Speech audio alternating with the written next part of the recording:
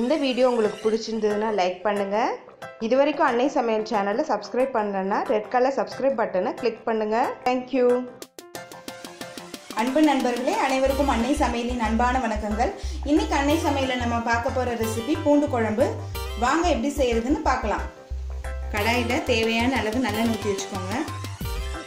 முதல்ல ஒரு டீஸ்பூன் கடுகு,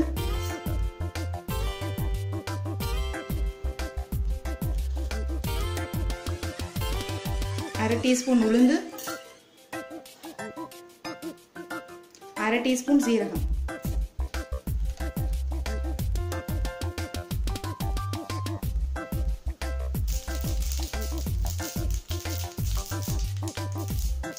கொஞ்சம் கருவேப்பிலை,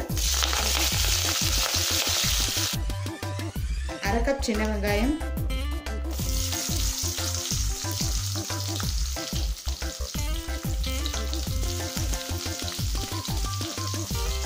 அடுத்தது அரை கப் பூண்டு,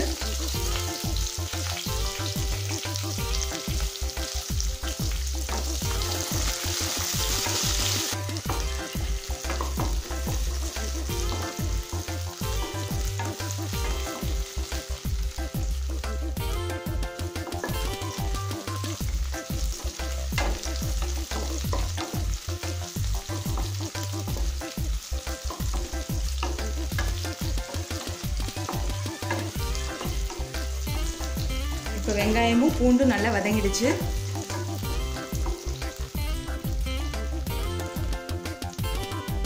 ஒரு நெல்லிக்காய் அளவு புளியை கரைச்சி இதில் சேர்த்துக்கலாம்.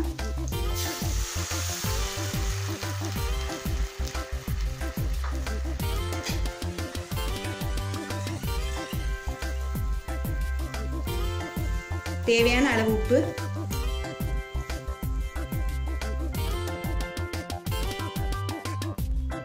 அரை டீஸ்பூன் மஞ்சள் தூள்,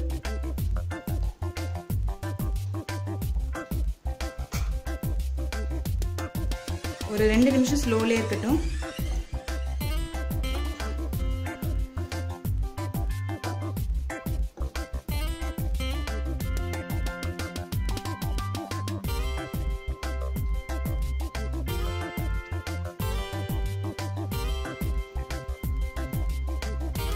இப்போ 2 நிமிஷம் ஆயிடுச்சு. சின்ன வெங்காயமும் பூண்டும் நல்லா வெந்திருக்கு. அப்படி உங்களுக்கு வேகலைன்னா திருப்பி ஒரு 2 நிமிஷம் வச்சுக்கோங்க.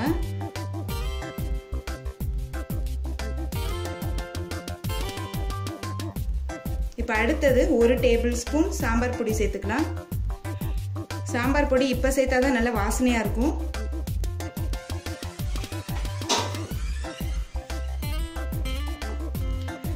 முதல்ல வெங்காயத்தோடு சேர்த்துட்டிங்கன்னா வாசனையாக இருக்காது குழம்பு.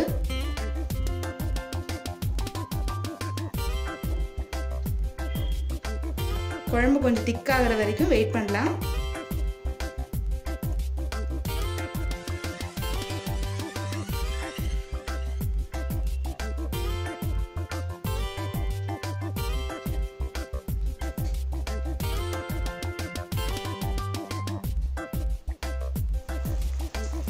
பூண்டு குழம்பு பாருங்கள் திக்காயிடுச்சு, எண்ணெயும் மேலே வந்துருச்சு.